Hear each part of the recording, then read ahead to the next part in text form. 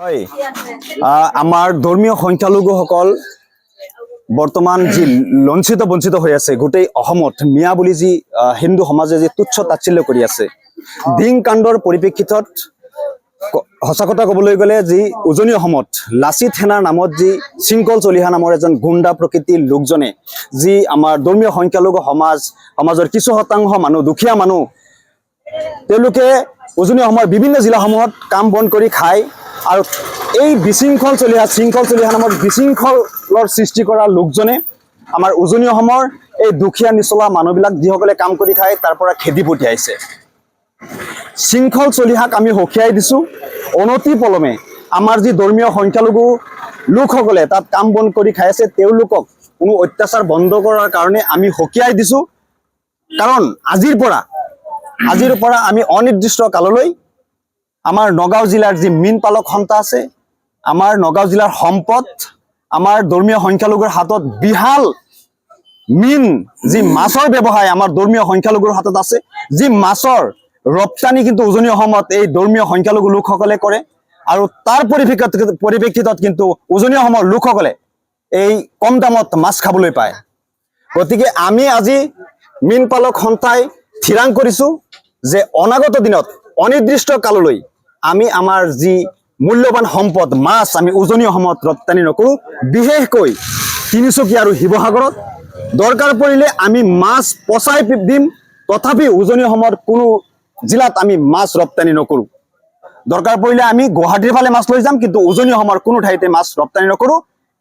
গুণ্ডা শৃংখল চলিহাই তেতিয়া গম পাব তাৰপিছত মাছৰ মূল্য কিমান।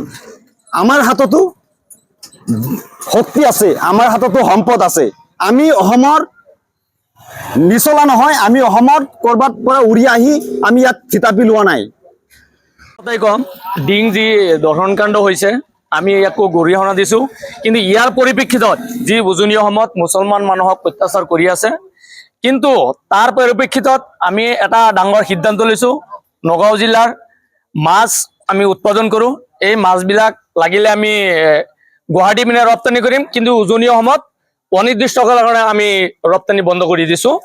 গতিকে সিহঁতে গম পাওক যে মাছৰ কিমান মূল্য।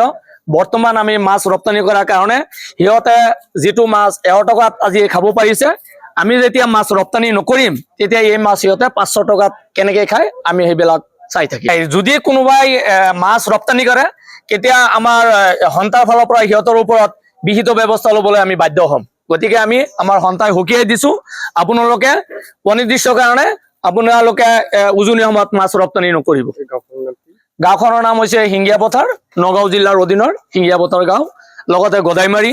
আমি বিশেষকৈ গদাইমাৰী, হিঙ্গিয়া পথাৰ, কাছুৰী এইবিলাকতে চবতকৈ বেছি আমি মাছ উৎপাদন কৰোঁ, জুৰিয়া গদাইমাৰী। আৰু ইয়াৰ পৰা বিশেষকৈ মাছবিলাক আমাৰ উজনি অসমত ৰপ্তানি কৰা হৈছিল বিগত দিনত। আৰু আজিৰ পৰা আমি সিদ্ধান্ত গ্ৰহণ কৰিছোঁ যে কোনো এটা দৰিকণাও আমি উজনি অসমত ৰপ্তানি নকৰোঁ। প্ৰয়োজন বোধে আমি মাছ গেলাই দিম, পচাই দিম, নহ'লে যদি বিক্ৰী কৰিব নোৱাৰোঁ তেতিয়াহ'লে আমি গুৱাহাটীৰ ফালে মাছ লৈ যাম, তথাপি উজনি অসমত আমি মাছ নিদিওঁ। উজনি অসমৰ যি গুণ্ডা আছে এই গুণ্ডাকেইটাক আমি আজি বুজাই দিব বিচাৰিছোঁ যে শুকান মাছ কিনি খাবলৈ আমি বাধ্য কৰাম বুলি আমি প্ৰতিশ্ৰুতিবদ্ধ হৈছোঁ।